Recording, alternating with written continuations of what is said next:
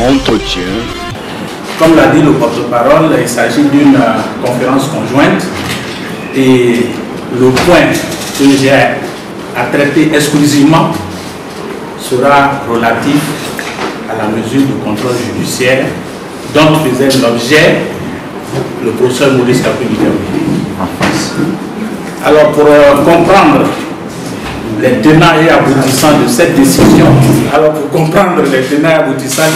décision, nous avons structuré notre intervention en deux mouvements. Le premier mouvement portera sur la genèse des faits et les diligences qui ont conduit à la mesure. Et puis deuxièmement, le contenu de cette mesure qui fait couler tant d'encre et de salive depuis pratiquement une semaine. Alors sur les faits, de quoi s'agit-il? Ce n'est un secret pour personne. Les faits pour lesquels le professeur Maurice Kakoui-Dikaoui a été interné, enfin incarcéré, sont relatifs à la crise de l'élection présidentielle de 2020. C'est donc à la suite des événements de l'élection présidentielle de 2020 que le professeur Maurice Kakoui-Dikaoui, arrêté à la résidence du président Henri Konan Bédié et à d'autres personnalités du parti, a été déféré à la cellule spéciale du tribunal de première instance d'Abidjan-Plateau.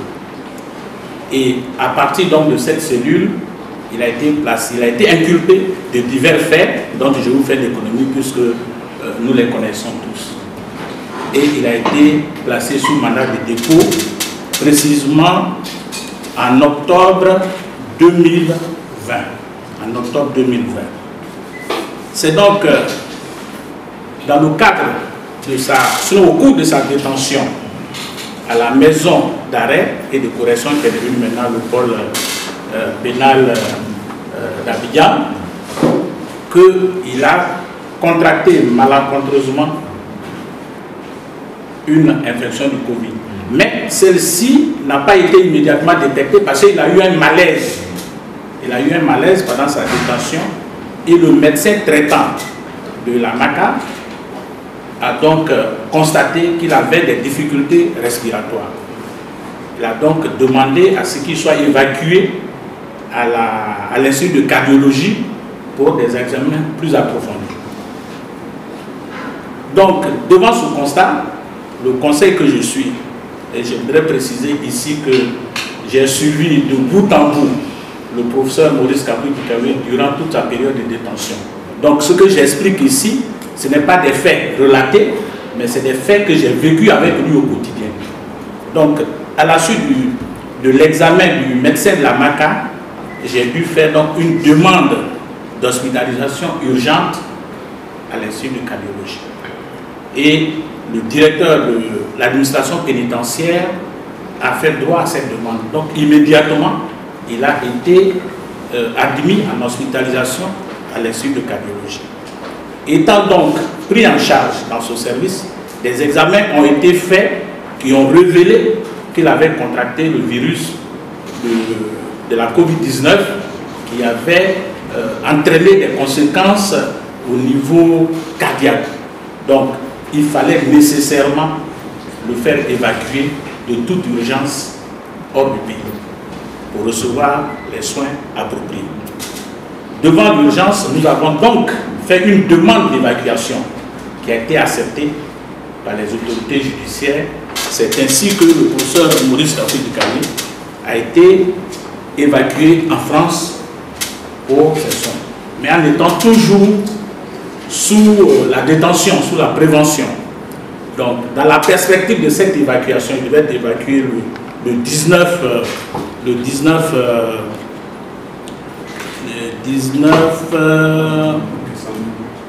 décembre, il devait être évacué le 19 décembre, et donc le 7 décembre, le 17 décembre, nous avons fait une demande pour qu'on lève la détention, pour qu'il puisse jouir de sa liberté pendant ses traitements. Cette mesure n'avait pas encore été levée lorsqu'il a été évacué le samedi 19 décembre.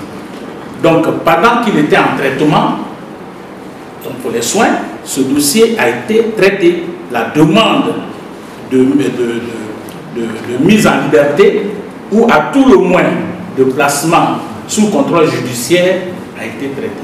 Donc, quand il est revenu en janvier, alors le juge d'instruction nous a convoqués et il a fait droit à la demande de placement sous contrôle judiciaire. Donc voilà un peu comment cette mesure a été prise. Et je précise qu'il ne s'agit pas d'une mesure qui a été prise pour délinquance personnelle, mais une mesure prise relativement à des faits politiques. C'est très important par rapport à la crise de 2020. Donc, placé sous contrôle judiciaire, nous avons estimé que le professeur Maurice Kakou-Dikawe, de par son statut, ne pouvait pas, comme on dit dans nos jargons, ad vitam, suivre ce régime. Mais en temps, il avait rigoureusement respecté. Il avait rigoureusement respecté par la présence au cabinet d'instruction chaque fois qu'on nous avait convoqués. Donc le 16 octobre 2023, nous avons estimé que la mobilité de l'homme Kakou-Dikawe en tant que professeur agrégé de médecine, même s'il est à la retraite, il a quand même des consultations qu'il peut faire auprès de certains praticiens. En plus, il est député et vice-président de l'Assemblée nationale. Donc nous avons introduit, et c'est très important, le 16 octobre 2023, une demande aux fins de modification de la mesure de placement sous contrôle judiciaire. Alors, cette demande, elle est ici pour donner la preuve qu'elle est antérieure à ce qui se dit, largement antérieure au processus électoral. Elle est en date du 16 octobre 2023. Et dans cette demande, entre autres arguments, nous disons ceci, que les responsabilités de professeurs agrégés de médecine, d'hommes politiques, vice-président de l'Assemblée nationale de la République de Côte d'Ivoire, le conduisent constamment à la mobilité pour des missions tant à l'intérieur qu'à l'extérieur du pays. La cadence donc de cette mobilité est difficilement conciliable avec le maintien de la mesure de contrôle judiciaire qu'il a jusque-là rigoureusement respectée. En outre, nous avons dit que l'apaisement du climat socio-politique commandait un allègement de la situation judiciaire. C'est donc les motivations que nous avons exposées à Madame la juge d'instruction. Alors, répondant donc à cette demande qui était en cours, la juge d'instruction a rendu son ordonnance le 7 décembre 2023. Voilà l'ordonnance qui est là. Malheureusement, ce sont des décisions de justice qui comportent certains aspects, donc c'est vrai que je ne lise pas tout le contenu, mais je vous dis l'essentiel de ce qui est dit. Donc, s'appuyant sur notre requête, la juge écrit, vu le réquisitoire de monsieur le procureur de la République en date du 7 décembre, par requête du 16 octobre 2023, monsieur Maurice Kakou-Dikawe a saisi le juge d'instruction du 9e cabinet au fin de lever la mesure de contrôle judiciaire décernée contre lui le 6 janvier 2021. Cette mesure durait donc depuis le 6 janvier 2021, c'est-à-dire ça fait plus de 2 ans. Il explique qu'il a régulièrement exécuté les termes de la mesure de contrôle judiciaire de sorte que celle-ci ne se justifie pas. Il sollicite par conséquent la main levée de cette mesure. Sur ce, ça c'est le raisonnement du juge, au terme de l'article 158 que nous avons visé dans notre demande, parce qu'il est dit au terme de la loi sur la procédure pénale que la mesure de contrôle judiciaire peut être levée à tout moment, soit par le juge d'instruction, soit par le procureur de la République, soit à la demande de l'inculpé. Ici, c'est l'inculpé, par le ministère de son conseil, qui a fait la demande. Donc, au terme de l'article 158 du Code de procédure pénale, la main levée de la mesure de contrôle judiciaire peut être ordonnée à tout moment par le juge d'instruction entre autres, sur demande de la personne placée sous mesure après avis du procureur de la République. L'inculpé, c'est-à-dire s'agissant du professeur Maurice Kakoui-Dikaoué, a sollicité la main levée de la mesure de contrôle judiciaire contre lui le 6 janvier 2021. Il est constant qu'il résulte des pièces du dossier de la procédure que l'inculpé a toujours exécuté les termes de la mesure de contrôle judiciaire. Ça veut dire qu'il a respecté rigoureusement ce qu'on lui avait prescrit. En outre, il a été élu député au législatif du 6 mars 2021, c'est-à-dire étant sous contrôle judiciaire, de sorte qu'il présente des garanties de représentation suffisantes. Il en résulte que le maintien de cette mesure restrictive ne se justifie plus. Il sied donc d'en ordonner main levée. Sur ce, donc par ces motifs, vu les articles 158 et 159 du Code de procédure pénale, ordonnons la main levée du contrôle judiciaire ordonné contre M. Maurice Kakoui-Dikaoué le 18 janvier 2021. Donc, voilà, chers amis, les termes de cette ordonnance. Malheureusement, il se trouve que c'est de bonne guerre que certaines personnes lisent cette mesure qui est intervenue au contexte de la crise, enfin, du processus électoral en cours au sein du PDCI. Et pourtant, il n'en est rien. Comme vous le constatez donc, la demande de fin de main levée du contrôle judiciaire est non seulement antérieure au processus électoral en cours au niveau du PDCI, et les motivations qui sous-tendent cette demande n'ont rien de politique qui soit en rapport avec la situation qui provoque actuellement au PDCI.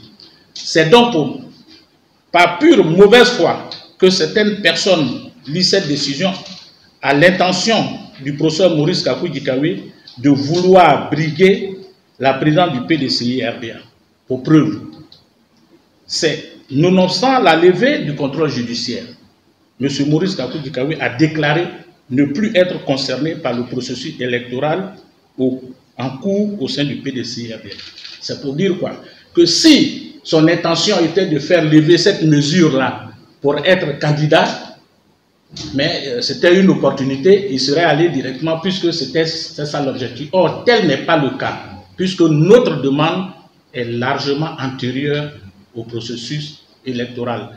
Vous vous souvenez que le dépôt des candidatures est intervenu le 17 novembre et cette requête qui a abouti à demande est en date du 16 octobre, c'est-à-dire un mois avant même que le professeur Maurice Kakoui-Dikaoué dépose sa candidature.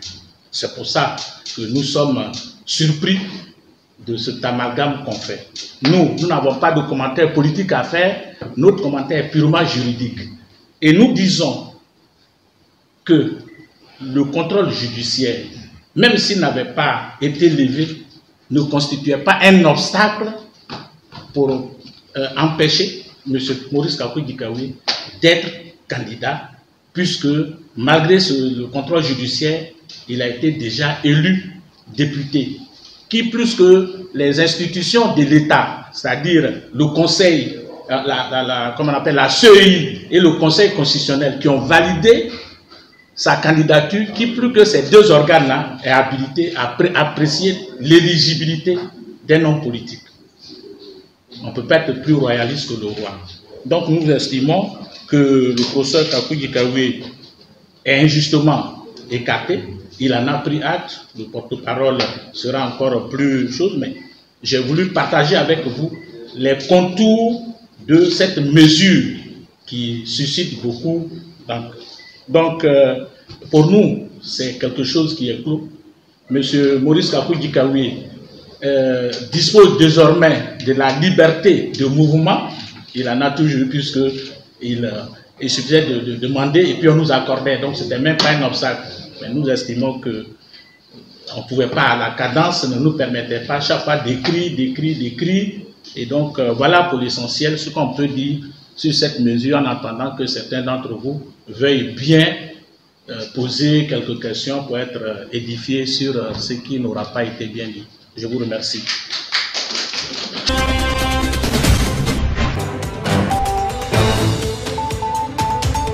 débat ivoirien. Le débat ivoirien.